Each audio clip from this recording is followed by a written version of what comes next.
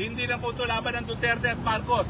Ang laban po ngayon ay puwersa ng kadiliman laban sa puwersa ng Kasamaan!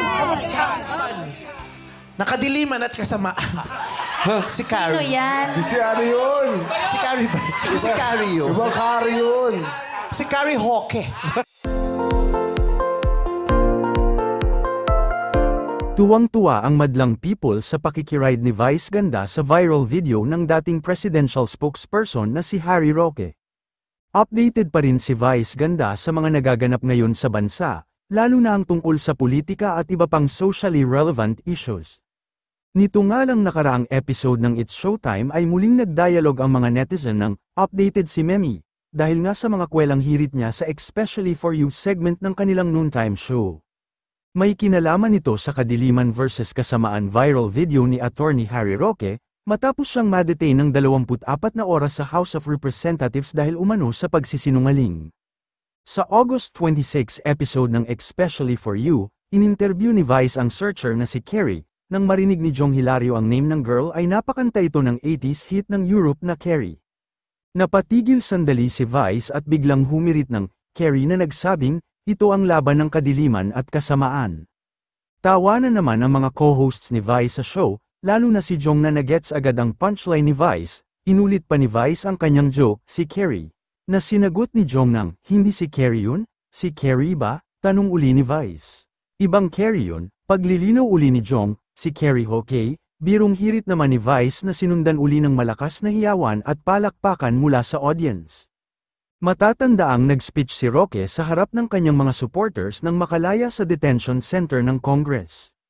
Hindi na po ito laban ng Duterte Marcos, ang laban po ngayon ay puwersa ng kadiliman laban sa puwersa ng kasamaan, ang sigaw naman ng mga tao sa harapan niya. Agad naman itong itinaman ni Roque at nagsabing kabutihan. Mabilis na ginawa ng memes ng mga netizens ang naturang video na kinaaliwan ng mga nakabasa at nakapanood nito. Ang caption sa isang meme, wala po tayong winner tonight.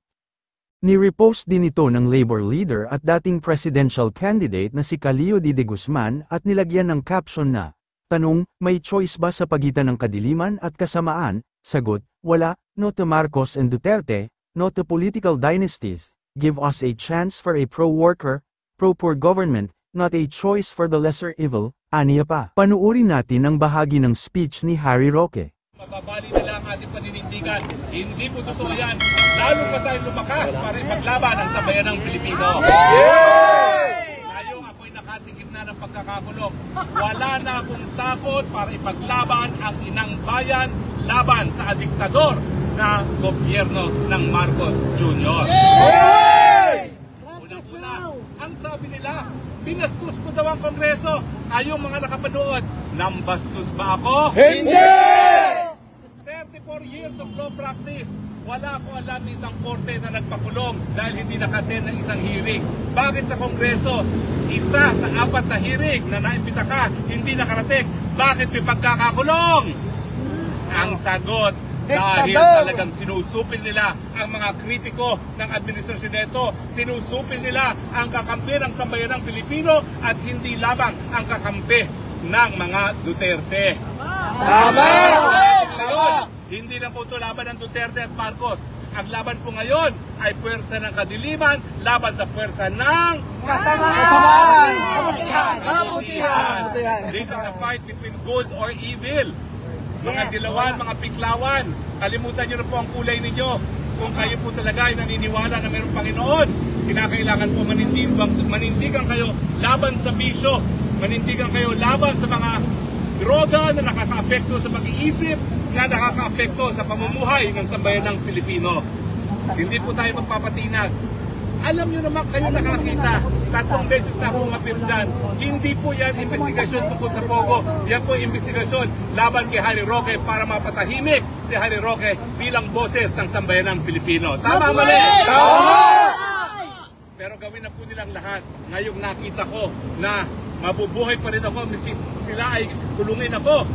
tatanggapin ko po ang pagkakakulong. Kung ito po ang magiging mitsa para ang taong bayan, bumalik dito sa EDSA at muli maghusga laban sa isang gobyerno na hindi na po sumasang-ayon sa interes ng mga mamamayan. Minsan po, dito sa EDSA, tayo po ay nagpaalis ng isang Marcos. Dito po muli sa EDSA, bagamit tayo po ay kakaunti pa lamang. Huwag nating kakalimutan, ang pinakamalaking apoy nagsisimula sa isang mitsa. Kaya kada Biyernes, dito po tayo magkita. Ang maliit nag-uumpisa. Ang malaki nag-uumpisa sa maliit. Naniniwala po ako na kahit tayo po ay hindi ganun karami ngayong araw na ito, naniniwala po ako, ramdam ng buong sambayan ng Pilipino ang paghihirap dahil sa walang tigil na pagtaas sa presyo ng bilihin, dahil sa kakulangan ng trabaho, dahil po sa kababaan ng sweldo. At naniniwala po ako na sa kabila ng lahat ng kahirapan ito, alam ng taong bayan na walang solusyong maibibigay ang Marcos Jr. dahil wala sa tamang pag-iisip na magbigay ng good governance sa ngayon. Meron naman po tayong alternatibo. Huwag natin isipin na tayo lang binasbasan ng Panginoon para mamuno sa Pilipinas. 110 million po tayo. At yan po ang dahilan kung bakit meron tayong halal na vice-presidente na dahil siya ay nagbigay kay Marcos Jr. para maging presidente, siya ngayon ang Marcos Jr. Dahil kung siya ay gahaman sa kapangyarihan, ngayon po dapat ay President Sara Duterte. Pero nabudol man tayo, meron pa pong pag-asa. Dahil ang unang-una, magsisimula pong pag-asa sa pag-amin na nabudol tayo. Ngayong nabudol tayo at alam na natin yan, kinakailangan po, kapit-bisig tayo ngayon para itaguyod ang interes ng mamamayang Pilipino. Kayanin natin pag tayo po ay kapit-bisig, nagsama-sama ng puwerso at nagkaisa. So, mga kababayan, every Friday po hanggang lumaki, hanggang mapuno natin ang EDSA. Kita-kita tayo dito sa Biyernes dahil hindi naman po pwede na walang gagawin ng mamamayang Pilipino habang palubog ang bansang Pilipinas. Hindi po tayo papayag. At hindi lang po symbolic ang EDSA. Ito po ay kabahagi na ng kasaysayan. Nung minsan na pinaalis natin ang isang Marcos at tayo nagdiwang, yan po ay mensahe na anytime now, maghuhusga na naman ang mga Pilipino para mapalis muli ang Marcos Jr. kung hindi siya magbabago.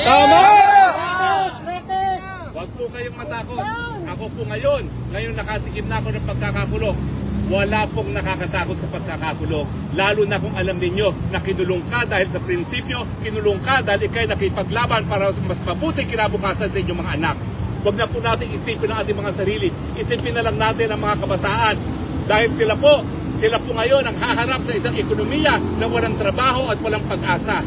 Maawa po tayo sa mga kabataan. Tayo pong mga matatanda na, tayo po'y nabuhay na, tayo po'y nakatikim na ng lahat. Pero mga kabataan, kinakailangan po mabigyan sila ng mas mabuting kinabukasan. Kaya dapat manindigan sambayanang Pilipino.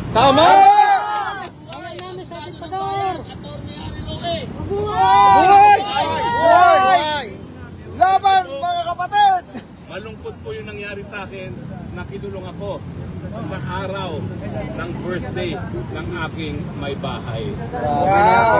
Sa unang-unahang pagkakataon ko na hindi ko kapiling ang aking misis sa kanyang birthday. At imbis na kami po ay nagsaya, ang akin po nakahalik sa rehas. Bakit po ako pinahalik sa rehas? Hindi po ako kriminal. Ang buong buhay ko, inalay ko sa serbisyo para sa sambayanan, sa mga mahihirap, mga inapi, tinorsure, pinatay. Buong buhay ko, ako po'y nagturo na magkaroon tayo mga responsable, mga abogado na magsisilbi sa bayan at hindi tuturing na negosyo ang abogasya. Ang buong buhay ko po, inalay ko para sa malayang pananalita dahil naniniwala po ako na sa isang demokrasya, importante ang malayang pananalita dahil pag pinagsama-sama ang panindigan, yan po ang talagang magsisilbing fiscalizer laban sa mapang-api at mapang-abusong gobyerno gaya ng gobyerno ni Marcos Jr. Tama! Bakit ako tinarato na kriminal? Kriminal ba na magsilbi sa bayan? Kriminal ba na magturo sa kabataan? Hindi! Ba na magsabi ng katotohanan at itaguyod ang katotohanan? Mga kababayan, pero masasabi ko sa inyo, Malungkot man na nawalay ako sa piling ng aking may bahay sa kanyang kaarawan. Malungkot man na ako po'y nawalan ng kalayaan ng 24 oras. Lalo pong nagliyab ang apoy sa aking dibdiban na kinakailangan ipaglaban ang Pilipino. At kahit anong kulay natin, pula, dilaw, pink, wag nating kalimutan na ang dami ng nag-alay ng buhay para sa sambayanang Pilipino. Ano ba naman yun na magkaroon pa ng isang buhay ialay para sa kinabukasan ng ating mga kabataan? So ang ating panawagan sa mga mapang-api sa gobyerno ni Marcos Jr., miski patayin niyo po ang Harry Roque, hanggang sa huling hininga, ipaglalaban niya ang karapatan ng mamamayang Pilipino, ipaglalaban niya ang kinabukasan ng kabataang Pilipino dahil dalawa pong anak ko na magsisimula pa lang ng kanilang buhay at kinakailangan magkaroon sila ng mabuting kinabukasan. Tama!